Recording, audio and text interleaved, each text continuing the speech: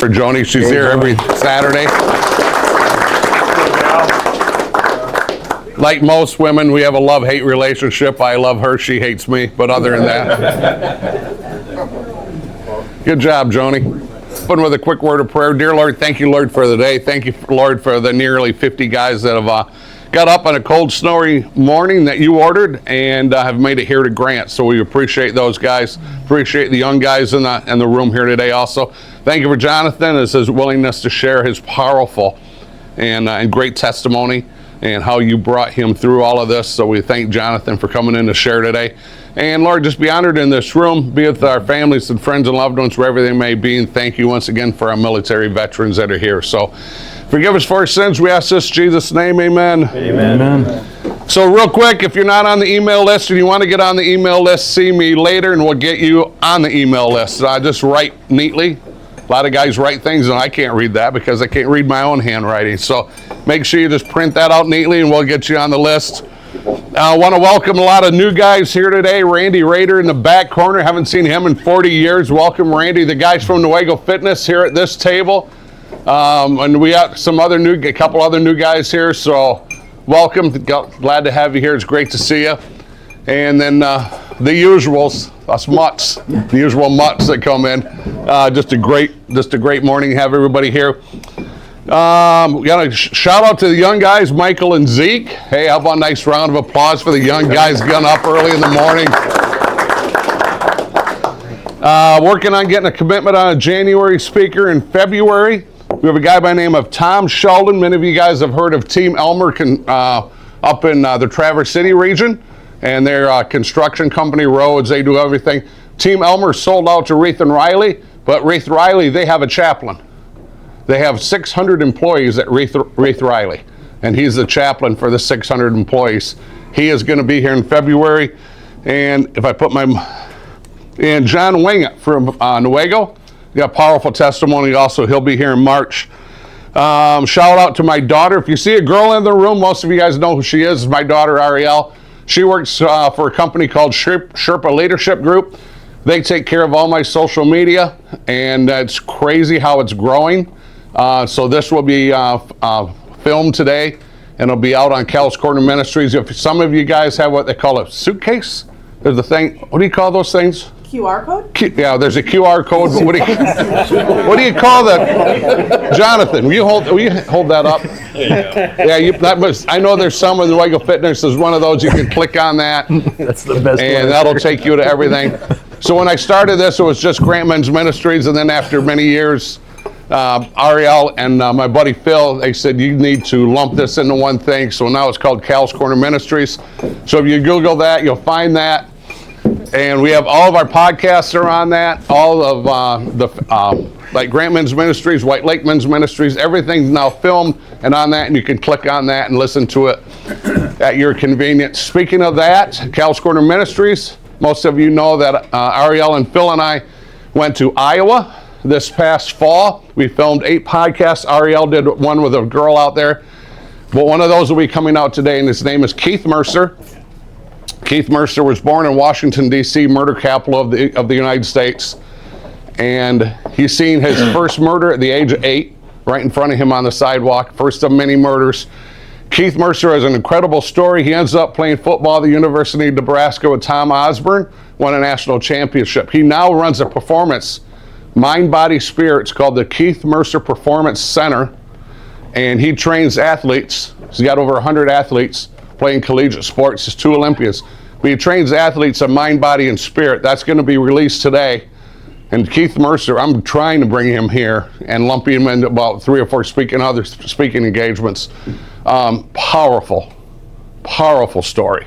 I mean, African-American kid born in the shadows of the White House, and all the murders and everything he's seen, and how God kept him safe from everything, from the drugs, kept him safe from the gangs. The gangs ended up keeping him safe because they knew he had a gift athletically to get out of Washington. So great testimony, and I'm hoping to get him here sometime in 26. So I think that's it. Our speaker today is Jonathan Grice, formerly of Hometown Pharmacy. You went to Shelby. Did you go to school with my son-in-law? Brandon? Brandon. Pranger? Oh, yeah. Yep. Yeah, so we went to school. I'm sorry. Yep. Get a shot at my son-in-law there because he always gets them at me. So, but I've known John. I've known the name for a long time, and I've got to know him the last couple of years. I heard his testimony, and I was like, "Wow, we need you to come and speak at Grantman's Ministry." So, powerful testimony, kind of from where he was to where he is now. And I'm going to let him tell it. So, Jonathan, come on up. All right. Morning, guys. Usually start my talk with, "Hi, I'm John. I'm an alcoholic." Hi, John. There's usually a guy or two that responds appropriately. Thanks for that. But yeah, I'm glad to be here. I got to know Cal a while ago. I lived in Newaygo for a number of years. Came to Grantman's Ministry when it was up at the Oak Ridge for a while, on and off, never consistent, but I loved how I could just roll in when it worked and hear a story, hear some encouragement, and so hopefully I can bring that for you guys today. Yeah, guys, my story starts that way. I was raised West Michigan, Shelby, like Cal said. I went to Christian school. Generally had a good upbringing, right? A two-parent home. They took care of us, loved us, everything was fine.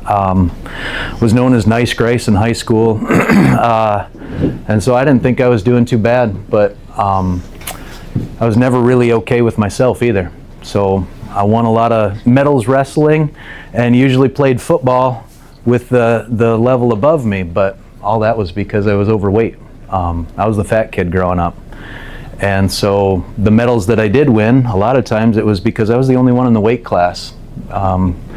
They would usually add a chart to the end of the row and call it super heavyweight, and that was just for me. So I didn't even have a match on a lot of days because I was the only kid that big. So that,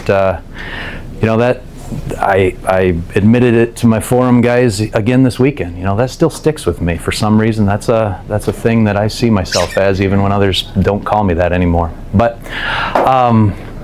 that carried through. Nice Grice was just trying to make everybody happy in high school. And man, by my senior year, it was just coming out of me in anger anymore. I had a coach my senior year. We were pretty good in baseball, but he was throwing me BP one day, and he just said, I'm not even going to throw the ball. Will you just swing as hard as you can and let go of the bat? He said, I can't even stand to watch you swing. You're just so mad all the time, and this is going to happen a few times. I'll be okay. We'll work through it.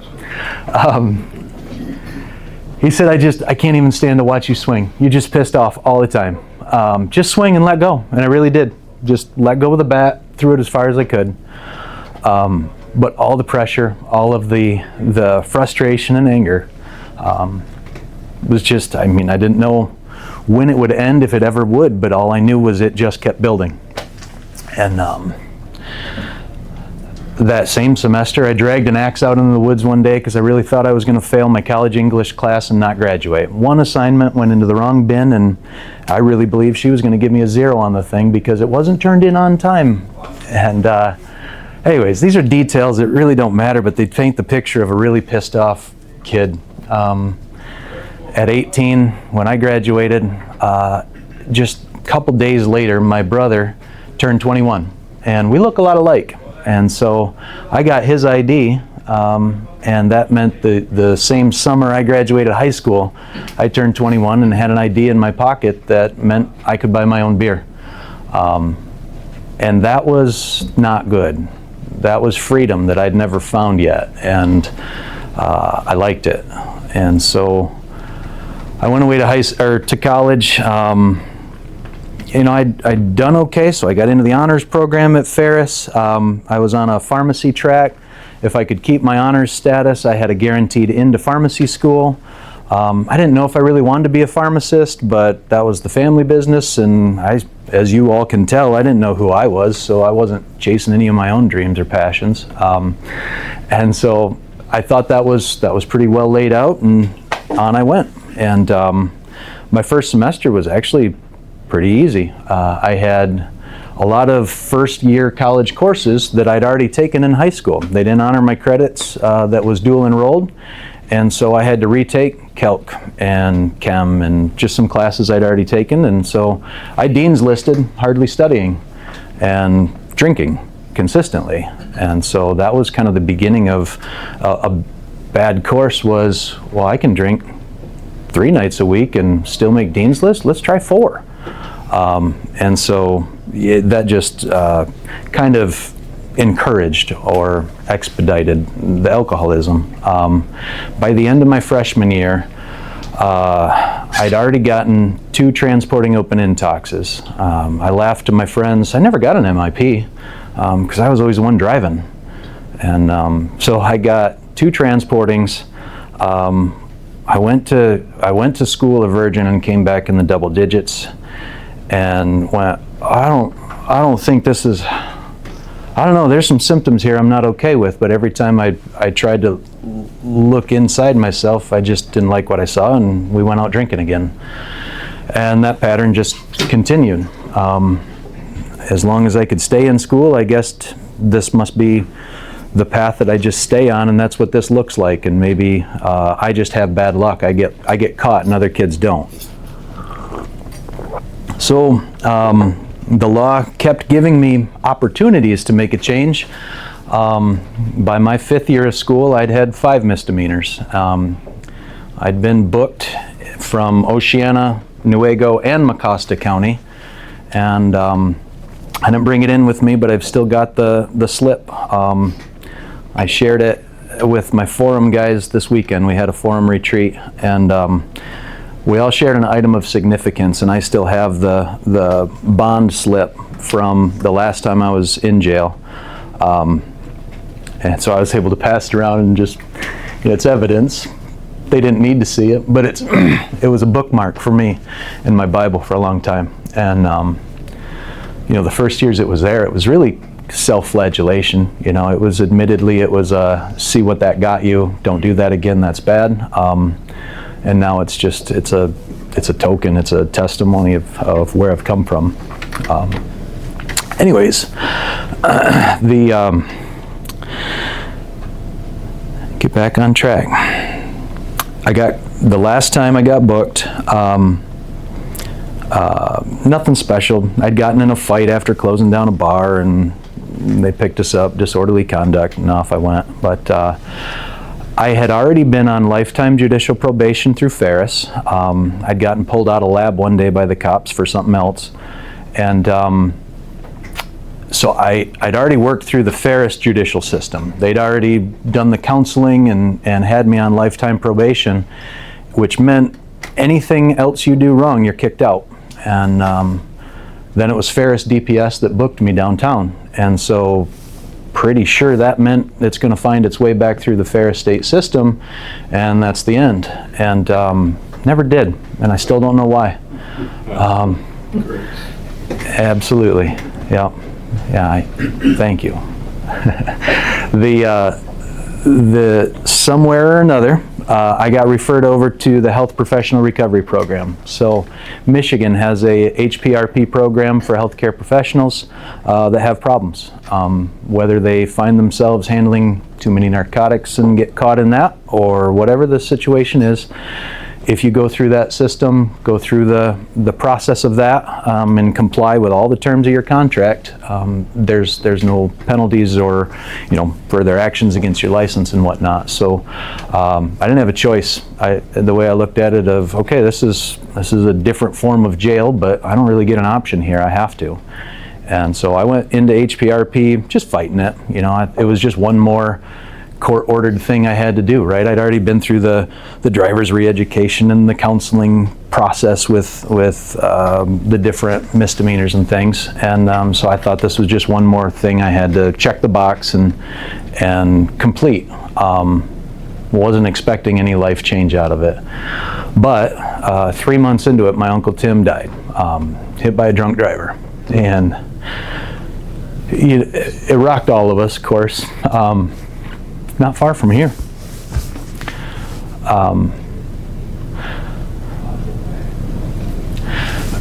I went in, I had an addictionist meeting, appointment, maybe only a couple weeks after that. And I'm embarrassed to admit I went in with selfish motivation. I thought I had my ticket out of there. I wouldn't have told it that way at the time, but looking back, that's what I was doing.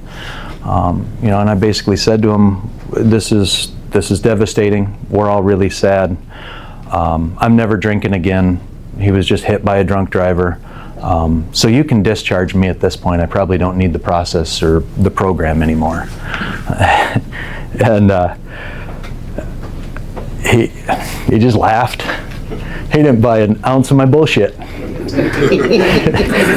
He didn't give me an inch. He said, I'll discharge you all right, but I'm yanking your license. Like, you can either get real with the program or you can get out, but I'm not buying any of that. And I'd never been hit upside the head like that before. I was shocked. What? You have no sympathy? Like, I thought you're supposed to be this nice, caring doctor. What is this? And he said, you get real with the program or you will get discharged, and you'll never be a pharmacist. Find a sponsor and get real about it. And so I'd been resisting for those first 3 months because I'd been to Christian school, and this whole God of your understanding was bunk, and I somehow or another I had my reasons for why I didn't like AA. So I got online and I found an Alcoholics for Christ meeting, and that was going to be okay. I could stomach that. I would go there, and within the first month of meeting Kirk, my sponsor, he said, man, you keep talking about this religion thing. Every time we're talking about faith, you throw in this religion word. You're some smart college boy, right? Why don't you go write me a book report? I want you to look up religion and relationship, and then define those, and then give me a couple of sentences or paragraphs about what the difference there is. I didn't know what he was talking about. I really didn't know what the point of this assignment was because I had no concept. What do you mean relationship? And obviously, the smiles I see around the room, you guys know what I'm talking about. I met Jesus, and that made all the difference, right? I'd gone through Christian school, obviously had all of the upbringing, all the knowledge, but never had the hard experience. I didn't know Jesus. And so that winter, he saved me, and gosh, nothing's been the same since, right? Even studying got easier, but everything changed. The meetings were what I looked forward to every week. I was going to see my friends, and we were all getting better. And so that was great.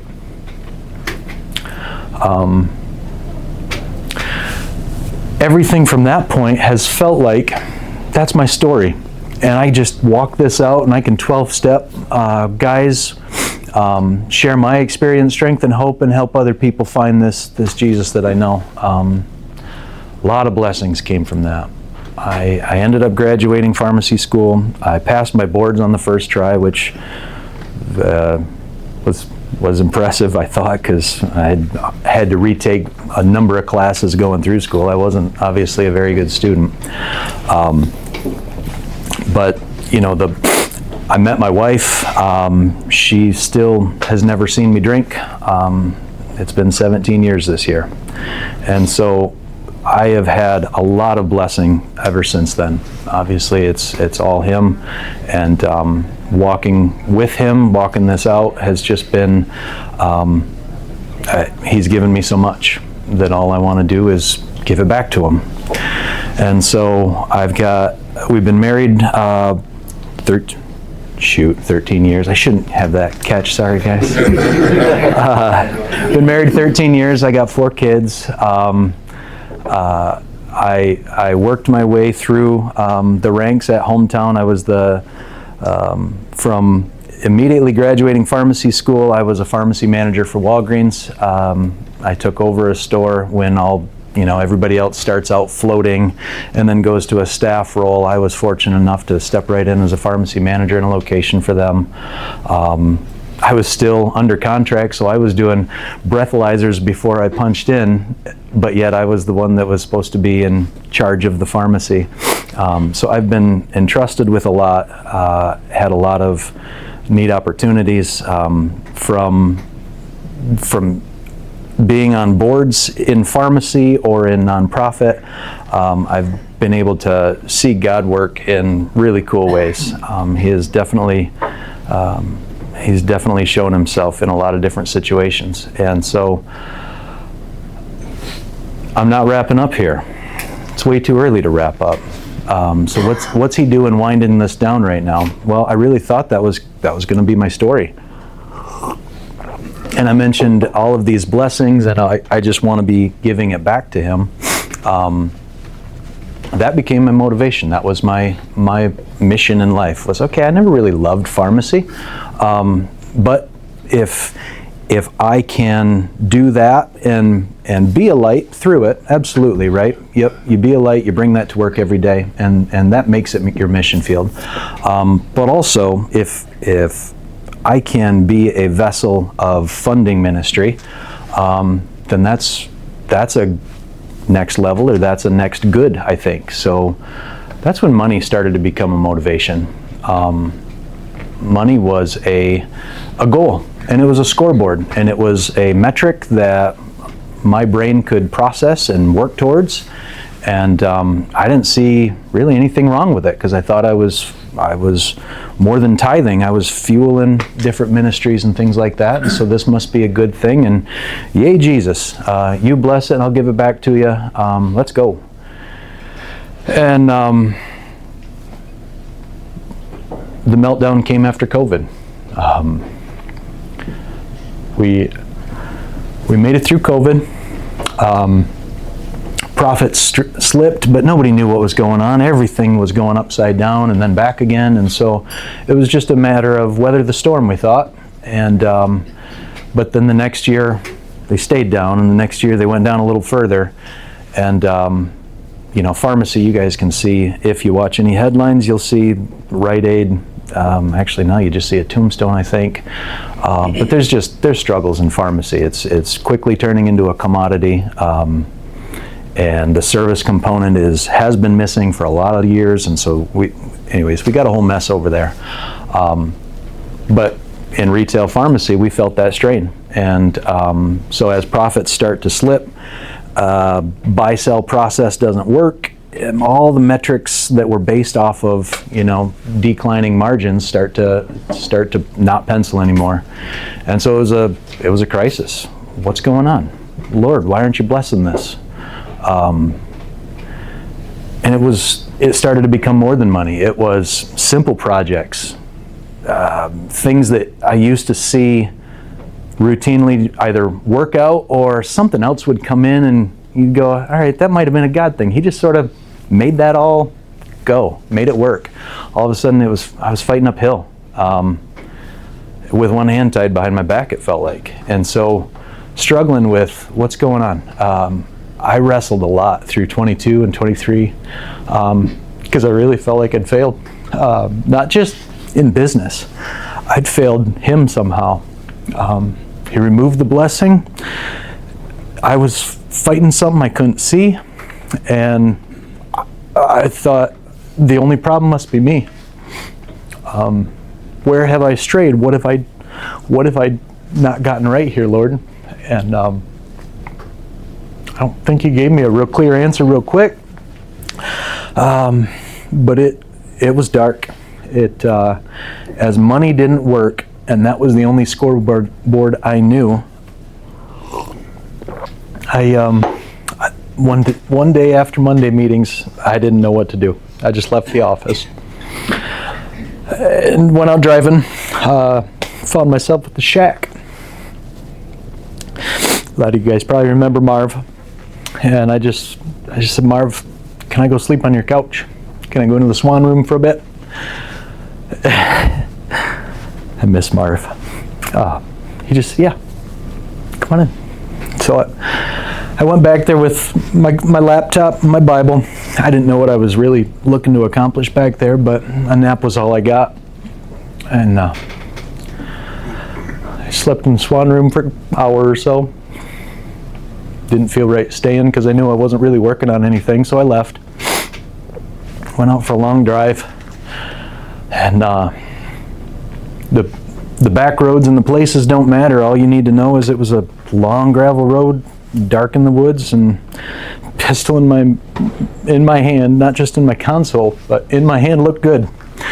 And seemed like the only right answer. Like, I'm the problem. I have somehow failed and I can't figure it out. But if I do this, I think that fixes so many other things, and it just seemed so logical. Dang, that seemed logical. And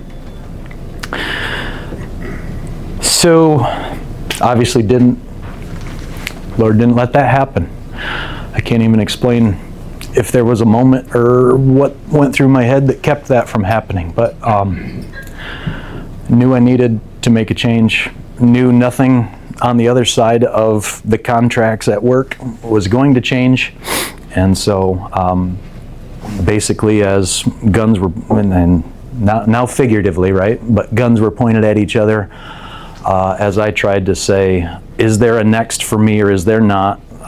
There was just no next, and so I was done at Hometown at the end of 23. And 23 was my first mission trip. I didn't know what I wanted at church. I'd served in all the various things, taught Sunday school to counting offering, whatever, but I'd never been on the missions committee. And there was just an announcement that, hey, we're looking for help. If anybody wants to join the missions team, come on out. And so I just thought, okay, I can do committee work. That'd be fine. I'll go check this out. The church needs help, and I can do that. I was pretty empty at the time, but there was something that called to me and just said, press in a little deeper, and you're already burned out in all these other areas, so try something new. And so I joined the committee and signed up for our Central Asia trip. We've got missionaries over there that I went to visit, and I traveled with the group in 23. They all were staying 3 weeks, but that was too long. I still was running meetings and doing the stuff at Hometown, so I felt like I needed to come back after 2 weeks. 3 is too much. I can give you 2. And so I was traveling home by myself, flying solo, layover in Istanbul, and I had a hotel room that, with time changes, you don't really sleep, but at least it's a place to lay down for a bit. And so I'm sitting awake in an Istanbul hotel room, just trying to write out goals. I do a quarterly kind of strategic planning exercise for myself, and I was trying to write a couple of goals, and one of them, I don't know, I probably got it in old books, but one of them I was trying to come up with a metric. What's the metric? How will I know if I achieved this goal? And the only thing going through my mind was money. How do I put a money metric to this goal? Because that's what I did with all my goals to that point. And I couldn't come up with one, and I was wrestling, and that was a moment where it wasn't audible, but if you guys had it, you know it's practically audible. Money is not the scoreboard. It's loud and clear. Well, what is? Nothing came after that, but I knew one thing for sure. Okay, money is not the scoreboard. All right, Lord. Gotcha. So I come home, finish up that year, like I said, and I spent 24 trying to reinvent myself. I started a little forestry mulching business and staying busy in a brand new industry doing something completely different. I got 7-year non-compete, 7-year non-solicitation, non-defamation, like basically locked up in a lot of different ways. But that's fine. I'm sitting there going, okay, money's not the scoreboard, but I got 4 little mouths to feed. I want to stay married. What is the scoreboard, and how do I read the midlife crisis books and make sense of what I'm supposed to do next? And when I gave Cal my bio, I shared the verse of the root of money or the love of money is the root of all evil. And I was telling Adam on the way down, it was a word study for me to try to go into that word. What is that? What is love of money? How do you put your finger on what that is? And you know, we have the word love a lot of different places in our Bibles, and it's not always the same root word if you get into the Greek of it. Okay, I'd heard that before. Agape, phileo, these different passionate love or brotherly love. God, what is that? And I don't know that I have it figured out yet, guys. What I think there's a feeling that I know I have gotten before, and it's best I can equate it to is when you get that check that you knew you had a lot of overtime in, and it's big, and you get a feeling, right? I don't know how to describe that any differently besides a feeling that I'm pretty sure we probably have all felt before. But if I'm honest with myself, that was in there as I thought I had holy or good intentions. I thought I was doing the Lord's work, but I think that was underneath all of it, and that sucks. So what do I do now? I think I'm still figuring it out. I think I'm still trying to understand what that even is, and how does that, if that's in there, how do I get it out, or how do I just look for the symptoms of it? And how do I stop myself before it turns into all kinds of evil, right? That's what the verse tells us. That's what I know I'm supposed to be on the lookout for. And right now, I think that's all I know. But I know that that's an awareness, and I know that by talking through it with people, I share my testimony, and I'm going to hear one back at me, or I'm going to bounce it off of somebody who's further along than me. And so Cal knows the reason I like this meeting, the reason I wanted to do the same thing when I moved to Big Rapids, was all back to the verse, we overcome by the blood of the Lamb and the word of our testimony. And so, yep, the blood of the Lamb, He saved me. But we continue to overcome by sharing our testimony, and I think that's why I'm here. Thank you guys for letting me share my testimony, because I'm getting something out of this. I want to share with you guys. I want to make you better if that's anything I can offer. But I also know it's selfish. I get something out of this. I'm going to get better. I'm going to get stronger because I shared the word of my testimony. And